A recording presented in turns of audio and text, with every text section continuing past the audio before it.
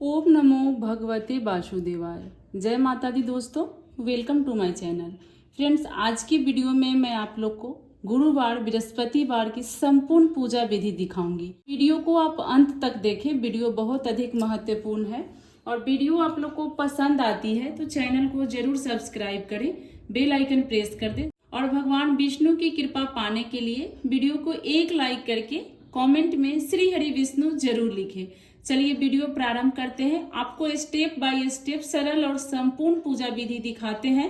हम बृहस्पतिवार गुरुवार व्रत का पूजा कैसे करेंगे। तो देखिए, हम एक पीला आसन बिछा लेंगे। ये पूजा आप अपने पूजा मंदिर में भी कर सकते हैं। आप लोग अच्छे से समझ पाए स्टेप बाय स्टेप, इसीलिए मैं अलग करके दिखा रही हूँ। तो हम एक पीला आसन दे लेंगे। उसके बाद विष्णु भगवान की एक फोटो रख लेंगे। और बृहस्पतिवार व्रत में विष्णु भगवान की इसी तरह की फोटो की पूजा की जाती है, जैसा मैं आप लोग को दिखा रही हूँ। देखिए, बिना गणेश भगवान का हमारा कोई भी व्रत पूजा सफल नहीं होता है। तो इस तरह की गणेश भगवान की प्रतिमा भी आप रख सकते हैं। तो आप पूजा मंदिर में कर रहे हैं, गणेश भगवान की फोटो है तो आप मत लीजिए। देखिए, हम यहाँ पे 1 लोटा शुद्ध स्वच्छ जल ले लेंगे और इस जल में हम गंगा जल मिश्रित कर देंगे। इसी जल से हमें भगवान विष्णु की पूजा करनी है। जोत जो हम जलाए हैं, ये शुद्ध घी का हम जोत जलाए हैं। बृहस्पतिवार व्रत में हमें घी का ही जोत लगाना चाहिए। तो आप स्नान के भाव से जल का छींटा देते हुए आप यहाँ पे स्नान भाव से आप स्नान करा लीजिए। उसके बाद देखिए, हमें दीपक की भी पूजा करनी होती है, तो इस तरह से आप दीपक की भी पूजा कर लें। तो देखिए, बृहस्पतिवार के व्रत में भगवान विष्णु को सबसे पहले हल्दी का ही टीका लगाया जाता है। तो इस तरह से आप भगवान विष्णु को हल्दी का टीका लगा दें। बाकी इस फोटो में जो भी देवी देवता हैं सभी को लगा दें। गणेश भगवान को भी आप हल्दी की टीका लगाएं। हल्दी का टीका जब हम गुरुवार के दिन लगाते हैं, ये बहुत ही चमत्कारी होता है। तो थोड़ा सा आप अपने पूजा थाली में भी रखें। छोटा प्लेट ली हूँ एक पूजा विधि आप लोग को दिखाने के लिए। आप जिस प्लेट में पूजा कर रहे हैं, दीपक रख रहे हैं, उसमें थोड़ी सी इस तरह से हल्दी की टीका रख लें।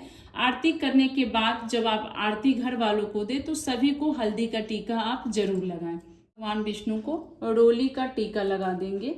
तो इस तरह से सभी को आप टीका लगा दें। उसके बाद देखिए, हमें पुष्प अर्पित करना है।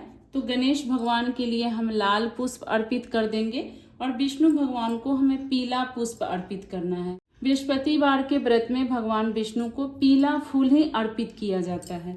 उसके बाद देखिए, भगवान विष्णु की सबसे प्रिय होती है तुलसी पत्र। तो आप तुलसी एक मोजरी के साथ ही तोड़ करके बृहस्पतिवार के व्रत में भगवान विष्णु को जरूर अर्पित करें।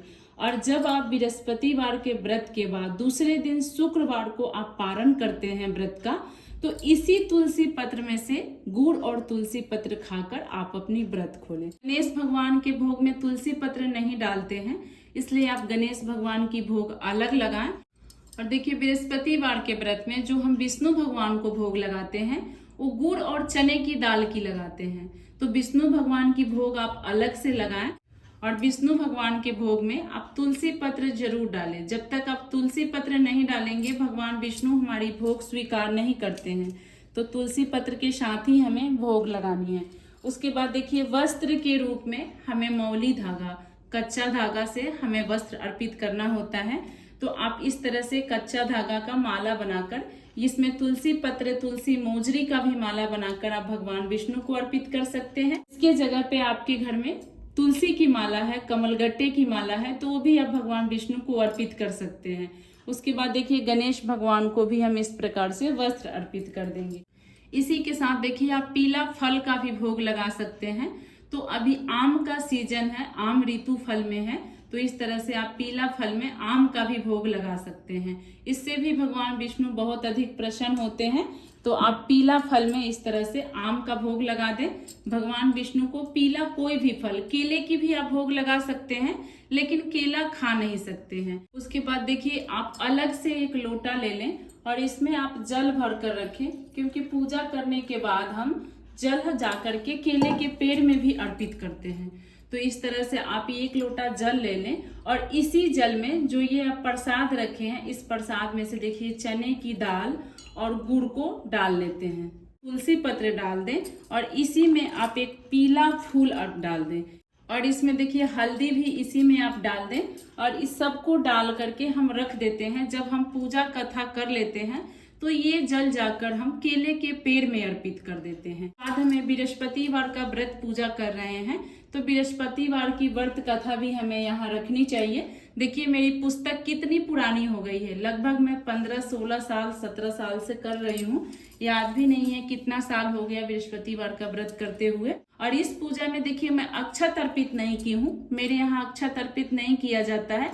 माना जाता है भोलेनाथ को अक्षत अर्पित करना चाहिए, आप लोग अक्षत भी चढ़ा सकते हैं। उसके बाद देखिए बहुत ही प्रेम पूर्वक से हम धूप दीप दिखा देंगे।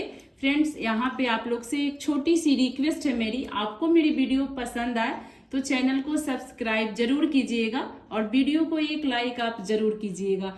आपकी एक लाइक हमारी बहुत अधिक हिम्मत और प्रेरणा बढ़ाती है, इसलिए आप लाइक जरूर कीजिएगा।